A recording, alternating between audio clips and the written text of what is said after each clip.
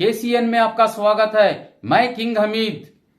April 24ರ ಸಂಜೆ 6 ಗಂಟೆಯಿಂದ April 26ರ ಮತದಾನ ಮುಕ್ತಾಯಗೊಳ್ಳುವವರೆಗೂ ಪ್ರತಿಯೊಂದು ಮತಗಟ್ಟೆಯ ಸುತ್ತ 200 ಮೀಟರ್ ವ್ಯಾಪ್ತಿಯಲ್ಲಿ 144 ಸೆಕ್ಷನ್ ಜಾರಿ ಮಾಡಿ ಆದೇಶ ಹೊರಡಿಸಿರುವ ನಗರ ಪೊಲೀಸ್ ಆಯುಕ್ತ ರಮೇಶ್ ಬಾನೋತ್ ಮೈಸೂರಿನಲ್ಲಿ ಮಂಗಳವಾರ ಸಂಜೆ 6 ಗಂಟೆ ಸಮಯದಲ್ಲಿ ಮೈಸೂರು ಕೊಡಗು ಲೋಕಸಭಾ ಚುನಾವಣೆಯ ನಿಮಿತ್ತ ಯಾವುದೇ ಅಹಿತಕರ ಘಟನೆ ನಡೆಯದಂತೆ ತಡೆಯಲು ಏಪ್ರಿಲ್ 24ರ ಸಂಜೆ 6 ಗಂಟೆಯಿಂದ ಏಪ್ರಿಲ್ 26ರಂದು ಮತದಾನ ಮುಕ್ತಾಯವಾಗುವವರೆಗೂ ಕೆಲವು ಆಯ್ದ ಪ್ರದೇಶಗಳು ಹಾಗೂ ಮೈಸೂರು ಜಿಲ್ಲೆಯಾದ್ಯಂತ ಪ್ರತಿಯೊಂದು ಮತಗಟ್ಟೆಗಳ ಸುತ್ತ ಸುಮಾರು 200 ಮೀಟರ್ ವ್ಯಾಪ್ತಿಯಲ್ಲಿ ಚುನಾವಣೆ ನಿಮಿತ್ತ ಮತದಾರರಿಗೆ ಯಾವುದೇ ಆಮಿಷ ಅಥವಾ ಗೊಂದಲ ಸೃಷ್ಟಿ ಮಾಡಿ ಅಹಿತಕರ ಘಟನೆ ನಡೆಯದಂತೆ ತಡೆಯಲು 144 ಸೆಕ್ಷನ್ ಜಾರಿ ಮಾಡಿ ಆದೇಶ ಹೊರಡಿಸಿರುವ ನಗರ ಪೊಲೀಸ್ ಆಯುಕ್ತ ರಮೇಶ್ ಬಾನೋತ್ ಈ ಸಮಯದಲ್ಲಿ ಕೆಲವು ನಿಬಂಧನೆಗಳನ್ನು ಕೂಡ ಹಾಕಿದ್ದಾರೆ. ಮೈಸೂರು ನಗರ ಪೊಲೀಸ್ ಕಮಿಷನರೇಟ್ ವ್ಯಾಪ್ತಿಯಲ್ಲಿ 5ಕ್ಕಿಂತ ಹೆಚ್ಚು ಜನರು ಗುಂಪು ಸೇರುವುದು, ಮೆರವಣಿಗೆ ಅಥವಾ ಸಭೆ ಸಮಾರಂಭ ಜರುಗಿಸುವುದು ನಿಷೇಧಿಸಲಾಗಿದೆ. ಇನ್ನು ಶಸ್ತ್ರ, ಖಡ್ಗ, ಗದೆ, ಬಂದೂಕು, ಲಾರಿ, ದೊಣ್ಣೆ, ಚಾಕು ಅಥವಾ ದೇಹಕ್ಕೆ ಅಪಾಯವನ್ನು ಉಂಟು ಮಾಡಬಹುದಾದ ಯಾವುದೇ ಮಾರಕಾಸ್ತ್ರಗಳನ್ನು ತೆಗೆದುಕೊಂಡು ಹೋಗುವುದನ್ನು ಮತ್ತು ಅವುಗಳೊಂದಿಗೆ ತಿರುಗಾಡುವುದನ್ನು ಪ್ರತಿಬಂಧಿಸಲಾಗಿದೆ.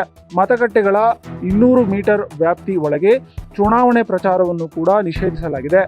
ಇನ್ನೂ ಹಲವು ನಿಬಂಧನೆಗಳನ್ನು ಹೇರಿ ಸೂಕ್ತ ಭದ್ರತೆಗೆ ಹೆಚ್ಚು ಒತ್ತು ನೀಡಿ ಆದೇಶವನ್ನು ಹೊರಡಿಸಿರುವ ನಗರ ಪೊಲೀಸ್ ಆಯುಕ್ತ ರಮೇಶ್ ಬಾನೋತ್. ಮನೆಗೆ ನುಗ್ಗಿ ತಾಯಿ ಮಗಳ ಅಪಹರಣ, 6 ಮಂದಿ ತಂಡದಿಂದ ದುಷ್ಕೃತ್ಯ, ತಂಡದಲ್ಲಿ ಓರ್ವ ಮಹಿಳೆ ಭಾಗಿ. ಎನ್ಆರ್ ಪೊಲೀಸ್ ಠಾಣೆಯಲ್ಲಿ ಪ್ರಕರಣ ದಾಖಲು. ಮೈಸೂರಿನ ಎನ್ಆರ್ ಪೊಲೀಸ್ ಠಾಣಾ ವ್ಯಾಪ್ತಿಯಲ್ಲಿ ಮಹಿಳೆ ಸೇರಿದಂತೆ 6 ಮಂದಿ ತಂಡವೊಂದು ಮನೆಗೆ ನುಗ್ಗಿ ತಾಯಿ ಮಗಳನ್ನ ಬಲವಂತವಾಗಿ ಎಳೆದೊಯ್ದ ಘಟನೆ ಮೈಸೂರಿನ ಎನ್ಆರ್ ಪೊಲೀಸ್ ಠಾಣಾ ವ್ಯಾಪ್ತಿಯ ಎಜೆ ಬ್ಲಾಕ್ನಲ್ಲಿ ನಡೆದಿದ್ದು, ಮಗನ ಮುಂದೆಯೇ ತಾಯಿ ಮಗಳನ್ನ ದುಷ್ಕರ್ಮಿಗಳ ತಂಡ ಅಪಹರಿಸಿದೆ. ಸವಿತಾ ಹಾಗೂ ಇವರ ಮಗಳು ಅರುಣ ಅಪಹರಣಕ್ಕೆ ಒಳಗಾದವರು. ಮಗ ಶಶಾಂಕ್ ಕಣ್ಣೆದುರೆ ಬಲವಂತವಾಗಿ ಕಾರಿನಲ್ಲಿ ಅಪಹರಿಸಿದ್ದಾರೆ.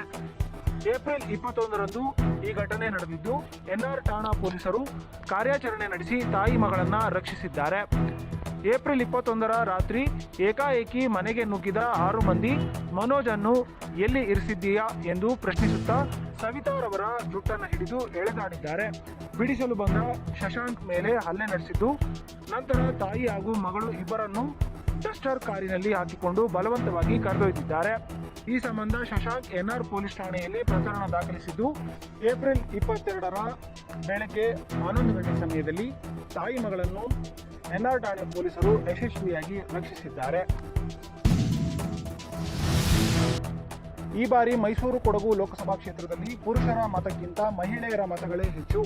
ಜಿಲ್ಲಾಧಿಕಾರಿ ಡಾಕ್ಟರ್ ಕೆ.ವಿ. ರಾಜೇಂದ್ರ ಮೈಸೂರಿನ ಸಿದ್ಧಾರ್ಥನಗರದ ಜಿಲ್ಲಾಧಿಕಾರಿ ಕಚೇರಿಯಲ್ಲಿ ಮಂಗಳವಾರ ಮಧ್ಯಾಹ್ನ 1 ಗಂಟೆ ಸಮಯದಲ್ಲಿ ಸುದ್ದಿಗೋಷ್ಠಿ ನಡೆಸಿ ಮಾತನಾಡಿದ ಜಿಲ್ಲಾಧಿಕಾರಿ ಡಾಕ್ಟರ್ ಕೆ.ವಿ. ರಾಜೇಂದ್ರ ಅವರು, ಮೈಸೂರು ಕೊಡಗು ಲೋಕಸಭಾ ಕ್ಷೇತ್ರದಲ್ಲಿ ಒಟ್ಟು ಮತದಾರರ ಸಂಖ್ಯೆ 20,92,222 ಮತಗಳಿದ್ದು, ಈ ಪೈಕಿ ಪುರುಷರು 10,26,324 ಮತಗಳು, ಮಹಿಳೆಯರು 10,65,714 ಮತಗಳಿದ್ದು, ಇತರರು 184 ಮತಗಳಿವೆ.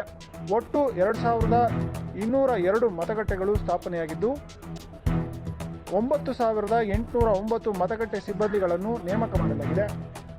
ಏಪ್ರಿಲ್ 26ರಂದು ಬೆಳಗ್ಗೆ 7ರಿಂದ ಸಂಜೆ 6 ಗಂಟೆಯ ತನಕ ಮತ ಚಲಾಯಿಸಲು ಅವಕಾಶ ಮಾಡಿಕೊಡಲಾಗಿದ್ದು, ಮತ ಚಲಾಯಿಸಿದ ಮತದಾರರ ಎಡಗೈ ತೋರು ಬೆರಳಿಗೆ ಅಳಿಸಲಾಗದ ಶಾಯಿ ಹಾಕಲು ವ್ಯವಸ್ಥೆ ಮಾಡಿಕೊಳ್ಳಲಾಗಿದೆ.